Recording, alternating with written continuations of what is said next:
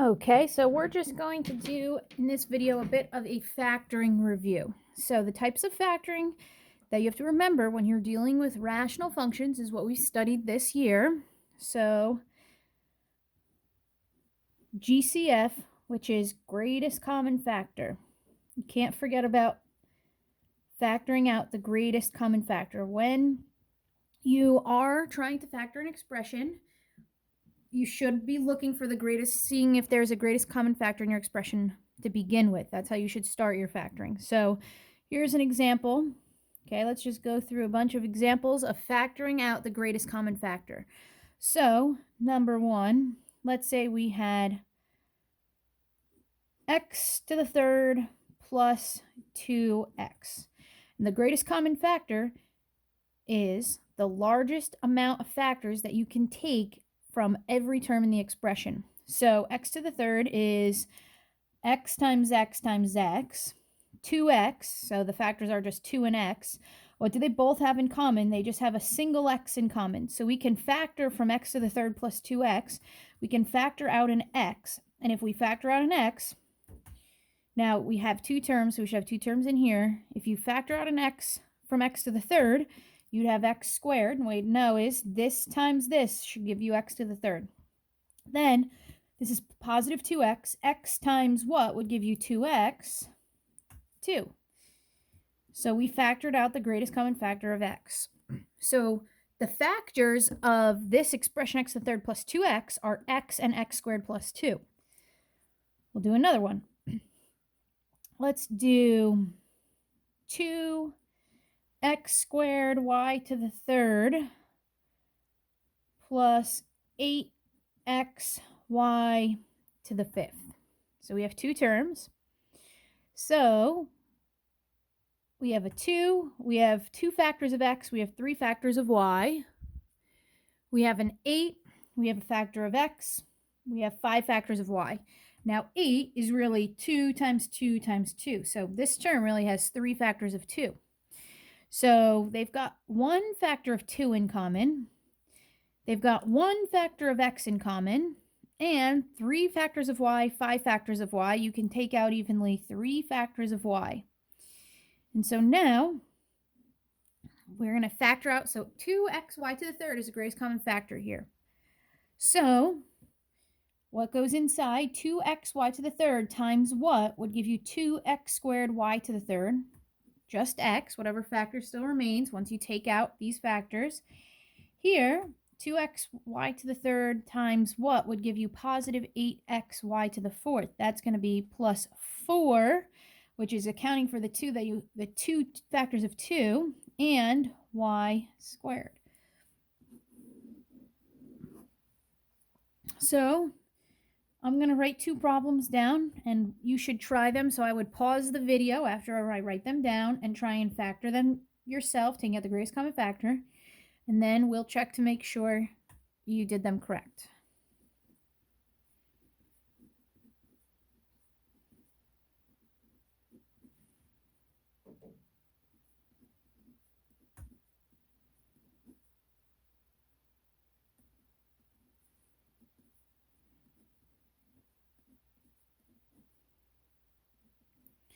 Okay, so why don't you try these two problems, pause it, try them, and then unpause the video, play the video, and see whether or not you got it correct.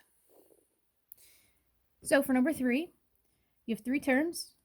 You have 3 factors of x, a 2 factors x, a 5 and 1 factor of x. The greatest common factor here is x.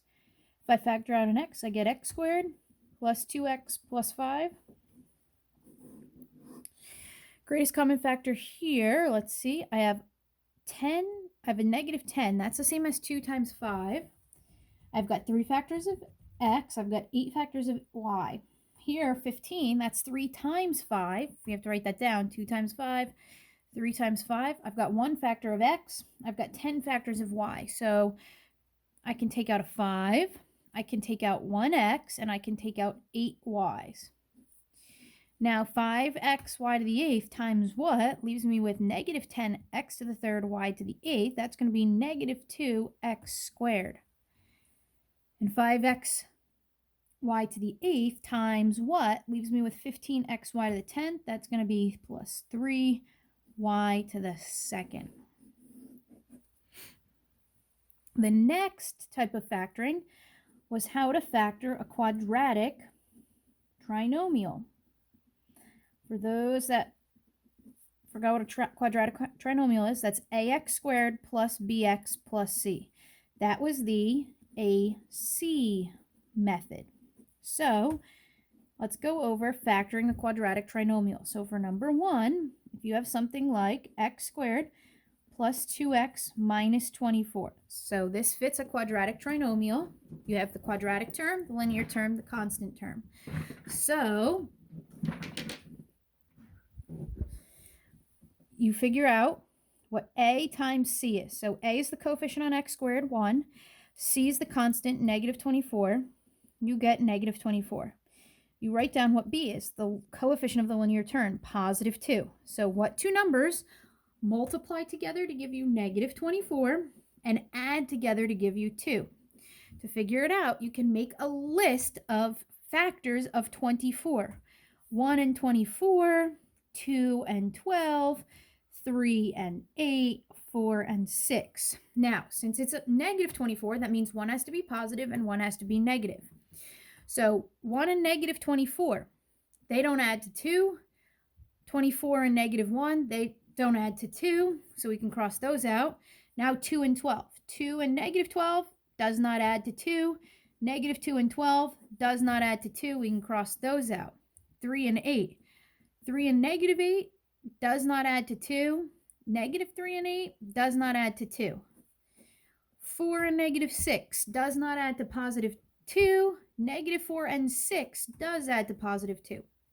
So now we're going to break up the positive 2x. X squared minus 4x, you always put a plus right here. Positive 6x minus 24. Now we do factor by grouping. Always put a plus sign between here. So x squared minus 4x plus, you group together the first two, and now if this said negative 6x, you would put a parenthesis and you would put negative 6x here inside. And so now you take the greatest common factor out of each set of parentheses. So I'm going to factor out an x. I'm left with x minus 4 plus factor out the greatest common factor, 6, x minus 4. Now I have two terms. I have this term and this term. And so I have to take out the greatest common factor of each of these, which is x minus 4. If I take out the x minus 4, I'm left with x plus 6. So that is the factored form of a quadratic trinomial. So let's do another one. Okay, so in the second example, quadratic trinomial, we've got 2x squared minus 7x minus 4. So we do a times c, which is 2 times negative 4, which is negative 8. B is negative 7. So what two numbers multiply together to give you negative 8 and add together to give you negative 7? So you know that one has to be positive, one has to be negative because it has to multiply to negative 8. So if we write down the factors of 8, 1, 8, and 2 and 4. Okay, so 1 and negative 8, does that add to negative 7? Oh, it does. We got on the first try. So now we're going to break up negative 7x to be 2x squared plus 1x, always put a plus here, plus negative 8x minus 4. Now we're not changing the value of this original expression because negative 7x is the same as positive x plus negative 8x. So now we group. We put 2x squared plus 1x plus negative 8x minus 4. Now we're going to take the greatest common factor out of each set. Well, can you factor out of this? What's the greatest common factor? Just x. That's going to leave you with 2x plus 1. Now, this next set of parentheses that you end up with here, it needs to be the same as what's in here. So it has to be 2x plus 1. So you don't want to just take out a 4 here. You want to take out negative 4 because this needs to become 2x. The only way it becomes 2x is if you divide out a negative 4. So if you factor out a negative 4 from negative 4, this actually becomes plus 1. When you factor out a negative, the signs flip. So this, when you factor out a negative 4 from these two terms, a negative 8x becomes a positive number and a negative 4 becomes a positive number. So now they have 2x plus 1 in common, and the other factor would be x minus 4. If you want to check your work, you can FOIL it out and make sure you get the original quadratic trinomial in standard form. So the next technique of factoring patterns that we have there is the difference of two squares. That was a squared minus b squared equals a plus b times a minus b. So, for example, number 1, if you have x squared minus 25, this is the difference, means minus of two terms. So if you can write an expression as something squared minus something squared, it fits this pattern. So what squared is x squared? X. What squared is 25? 5. So a is x and b is 5. So x squared minus 25 factors to be x plus 5 times x minus 5. The next one, 4x squared minus 49. Okay, so you check for the difference of two squares when you have two terms and there's a minus between them. So can you write this as something squared minus something squared? So 4x squared, what squared is 4x squared? 2x. What squared is 49? 7. So a is 2x, and b is 7. Okay, remember your list of perfect squares. 4, 9, 16, 25, 36, 49, 64, 100. Those are your perfect squares. So this is 2x plus 7 times 2x minus 7. So I'll write two problems down, and why don't you try them?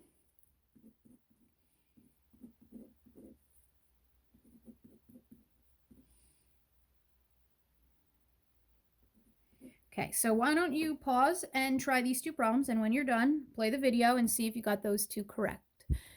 So for number 3, you want to see if it fits this pattern, which is the difference of two squares. So what squared is x squared? X. What squared is 100? 10. So a is x, b is 10. So this is x plus 10 times x minus 10. What squared is 9x squared? 3x. What squared is 4? 2. So this is 3x plus 2 and 3x minus 2. Okay, so now let's move on to another pattern that you've seen. Another pattern that you've seen is factor by grouping. Now, you've actually done this inside the AC method. So you can do this when you have 4 terms in your expression. You can also do it if you have 6 terms in your expression. So if you have 2x to the third plus 5x squared plus 6x plus 15, you know you should, when you're factoring expression, you know you should think about factor by grouping when you see 4 terms in the expression. 1, 2, 3, 4. So what you do is you group together the first two. You always put a plus sign, and then you group together the last two terms. So 2x to the third plus 5x squared, and then this is a positive 6x, so positive 6x. If this was negative 6x, you'd still have a plus here, and the negative 6x would be inside. Now, you're going to take the greatest common factor out of each set of parentheses. This is part of the AC method. So the greatest common factor between these two terms is x squared. I'd be left with 2x plus 5. 6x plus 15, the greatest common factor that I can pull from 6x and 15. 6 is 2 times 3. 15 is 3 times 5, so they each have a factor of 3. That would leave us with 2x plus 5. Notice these have to be the same. So we factor out 2x plus 5, and we get the other factor is x squared plus 3. So that's factor by grouping.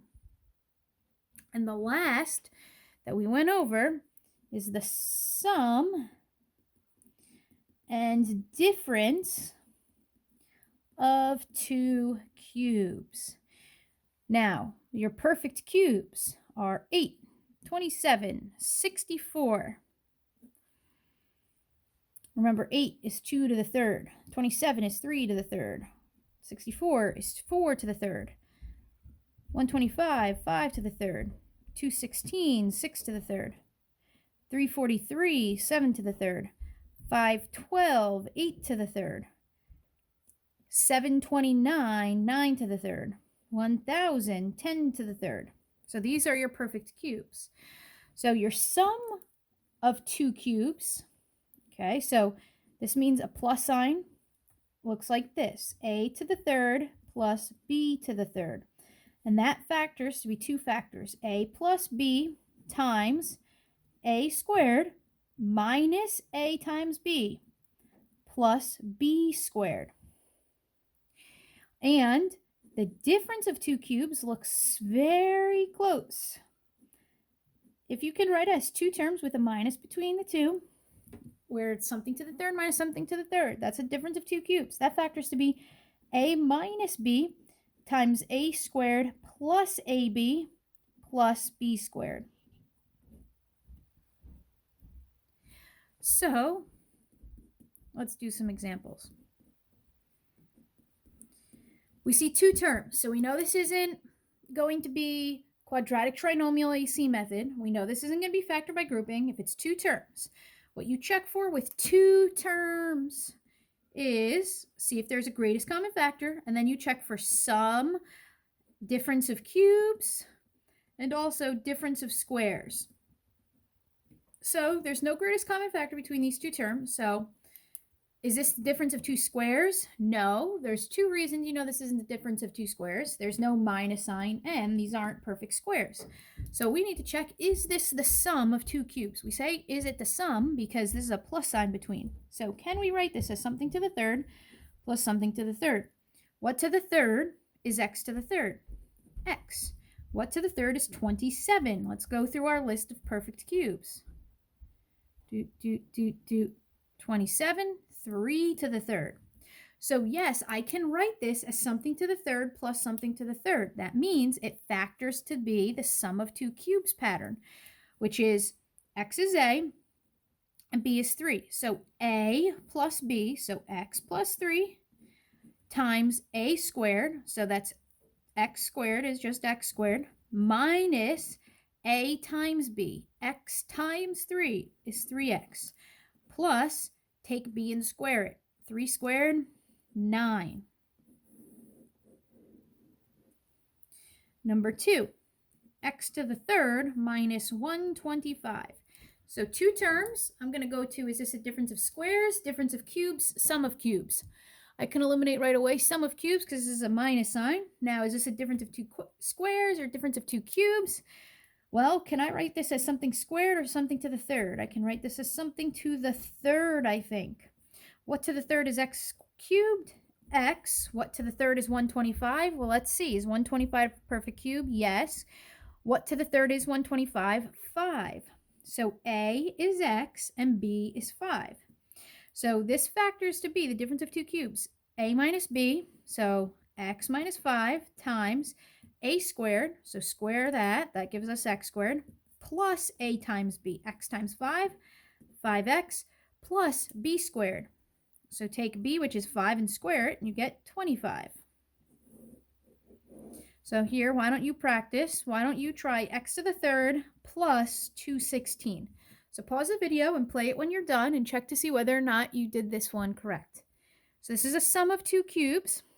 So this is something to the third plus something to the third. This is x to the third plus 6 to the third. So it's going to be x plus 6 times x squared minus 6x plus 36. So that's it for factoring. Going over factoring, the first thing you always look for is the greatest common factor. Then you check to see how many terms you have. If it looks like ax squared plus bx plus c, you should be doing the AC method. If it has 4 terms, you should be doing factor by grouping. If it has 2 terms, you should be looking for difference of squares and sum and difference of cubes.